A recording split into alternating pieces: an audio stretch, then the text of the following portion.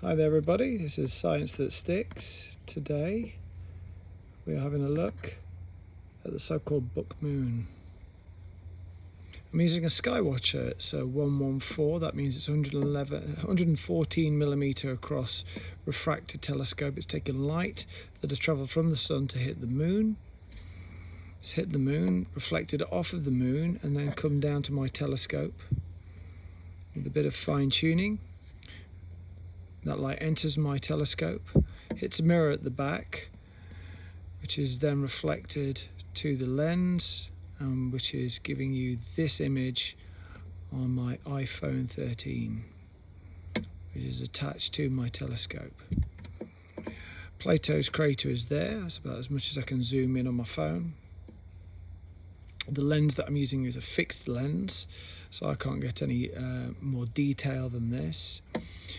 Where there is light grey, there are mountains, as I understand, on the moon, and where there is dark grey, there are flat parts of the moon. That's where we landed on the moon, and yes, we did land on the moon. There's objects on the moon that if you have a highly powered laser, you can send a signal to those locations, and it will reflect back, proving that we actually did leave something on the moon.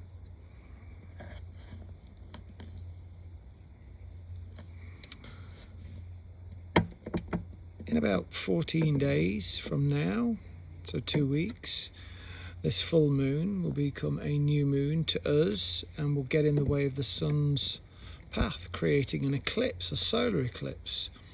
A complete full shadow of the moon will cast onto the earth. It will go across Greenland or Iceland. I can't remember which of the two countries it will go to first, but certainly in the Arctic Circle. That shadow will be cast across the earth as the earth is spinning. The shadow is also moving across the earth in a southerly direction. It will miss mainland UK and Ireland. It will next hit land in northern Portugal / Spain, go across Spain and into the Mediterranean. That will be about 5:30 in the evening. Now from the UK, we will see a 90-something% eclipse. Do not look at the eclipse with your naked eye. It will blind you. Even though most of the sun is blocked up by this giant object, it's still enough light to blind you. Remember, your eyes have a lens and it focuses the light, just like on a magnifying glass. It will burn the inside of your eyes, just like when you put a magnifying glass on the floor on a hot summer's day. So don't do that. Be sensible. Buy some kit.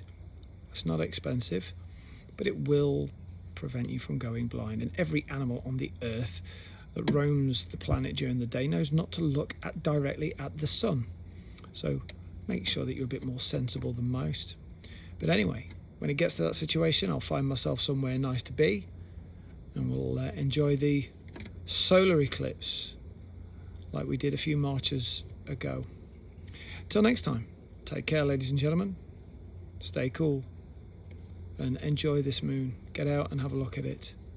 Honestly, really do.